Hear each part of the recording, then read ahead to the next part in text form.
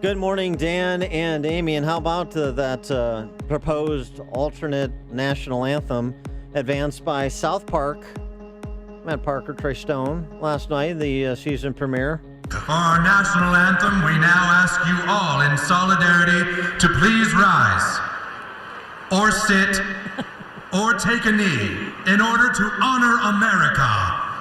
Wait a minute. Wait. Oh, and J.J. Abrams has absolutely shattered expectations, Mike. Now, whether people are standing, sitting, or kneeling, they are all honoring America. J.J. Abrams is a wizard, Tom. All wizard. More people sitting now as Abrams has made it irrelevant. Who saw this coming?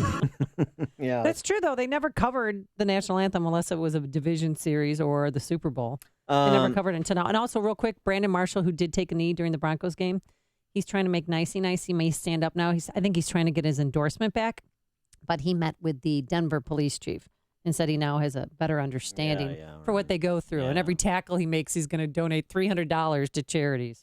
Land of the free, home of the brave. Not in academia so much, and that starts at the pre-K through post-secondary level before you get to higher ed.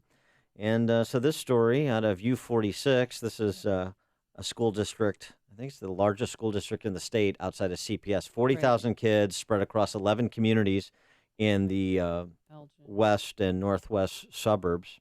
And they have, they're trying to get the NBA All-Star Game and the ACC Conference tourney now that North Carolina has lost them, because they have changed the policy there for the 40,000 children such that persons are allowed to use whichever locker room and whichever bathroom they identify with in terms of their gender. And this, of course, extends down into middle school. For more on what's happening in U46 as a reflection of what's happening nationally, we're happy to be joined by U46 school board member Jeanette Ward. Jeanette, thanks for joining us again. Appreciate it.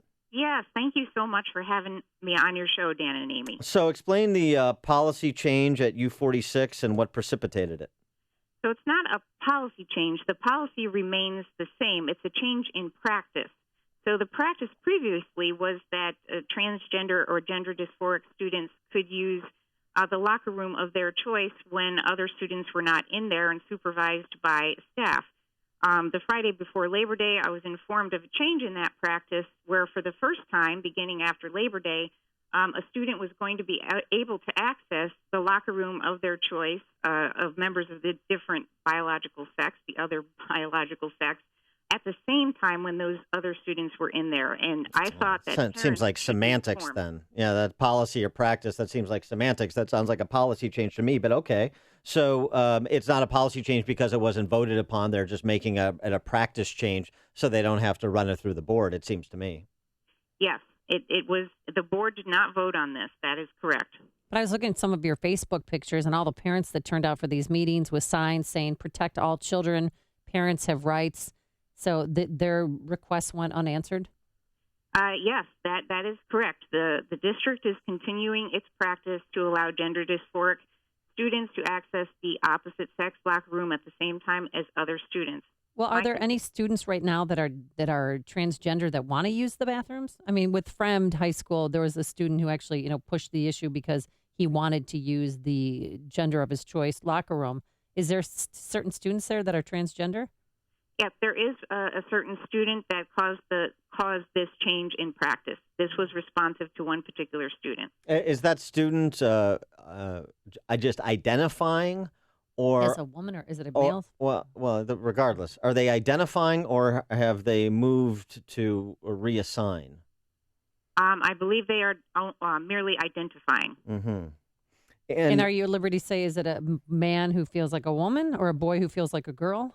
Nope, can't say that. I'm sorry. Yeah. Okay. I mean, it's kind of irrelevant. I mean, it's... well, if you're not if you have a daughter that uses the locker room when a guy walks in, it's not irrelevant. That's true. Well, but I little mean, heads up might be nice. Since since the Y chromosome is irrelevant, we're all just XXs now. Dashes at one school district. So what has been the response from parents? As Amy mentioned, there was a big turnout for the meeting on Monday night and previous activism. But what's the general response? Because it seems like the board president and the superintendent are none too concerned about this policy/practice change. Yes, and parents are very concerned, and parents have a right to be concerned, and many of those parents turned out on Monday night to express their concern. And, is their contention that schools have a duty to protect the privacy, dignity, and safety of all students, not just a few. And parents are upset that they were not informed beforehand about this change. Well, were the parents informed that it's none of their business because we live in a platonic society and the kids are the property of the state and we'll do with the kids whatever we want while they're under our control? Well, the justification for not informing parents was that it would violate the Family Educational Rights and Privacy Act. But my contention that act was never meant to conceal a change like this from parents, and parents have a right to know. So, Jeanette, where does it go from here? What can you do as a board member, or what can parents do? Well, as a board member, I can do very little without support from parents. If parents are upset by this new policy, they need to let their voices be heard. What about a proposal to eliminate gender-specific sports in U46? We don't have, just as we do not see locker rooms, through the lens of gender. We don't see basketball or soccer or volleyball or football or baseball through the lens of gender either. And so shouldn't we take this to the ridiculous extreme and follow their logic? Well, I think that's a bad idea, obviously. I'd rather see common sense prevail. Yeah, but since common sense, I'm not kidding about this, actually. Since common sense isn't going to prevail, and the only thing that seems to get people's attention is by bringing it between their eyes and bringing it to something they actually care about, something that affects them. Maybe the strategy for those who don't like being pushed around is just to extend the logic of these policies and practices to areas that people would otherwise want to hold inviolate. And so, yeah, no problem. You're a young lady. Your daughter wants to try out for the basketball team. It's not a problem. She's just going to be trying out against mostly men. Well, obviously, there should rightfully be an outcry if something like that happened. And there was rightfully an outcry about this change.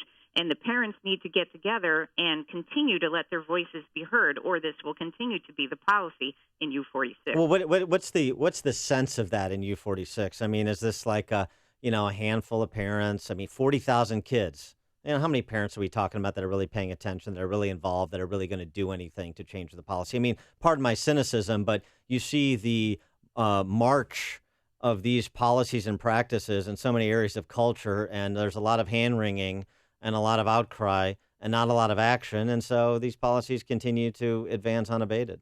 Well, there were about 3 hours or so of public comments on Monday night. 37 spoke in support of sane locker room policies, and 21 spoke against. So I would say, and there were several hundred parents there because 2 overflow rooms had to be used. So people are paying attention, and people are concerned about this, rightfully so. 37 spoke in favor, 21 spoke against, and yet we're going to rely on a parental outcry to change this policy at present. No. I think this needs to be extended to sport. I'm going to continue to beat that drum because... You're not going to stop until we have one gender, dual genders in a sport. It needs to be if it's good here, why do we draw a line anywhere? What they want to do is erase all the lines, so erase them. Erase them. I'm just going to facilitate your bidding and let's see where it goes, because that's the only way you really drive a conversation. Otherwise, until something happens, until somebody's privacy is invaded in a lascivious way, perhaps a criminal way, nobody's going to pay attention because, what's the difference? What's the difference? Well, as you know, people's privacy has been invaded in lascivious ways, and there have been many cases reported, the most recent, I believe, in Minnesota, where a transgender male, objectively male person, was sharing a locker room with females and made lewd sexual.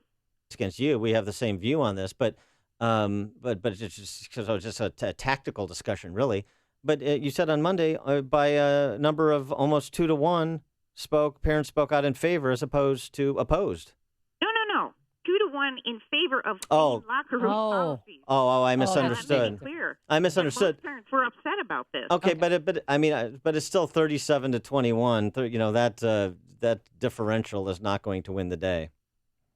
Well, we'll see, won't we? No, all right. You're We'll see, Dan. She's an unrepentant optimist. What can I do? Jeanette Ward, U46 school board member. Jeanette, thanks so much for joining us. Appreciate it. Thank you so much. Appreciate that. She Bye-bye. joined us on our turnkey.pro answer line.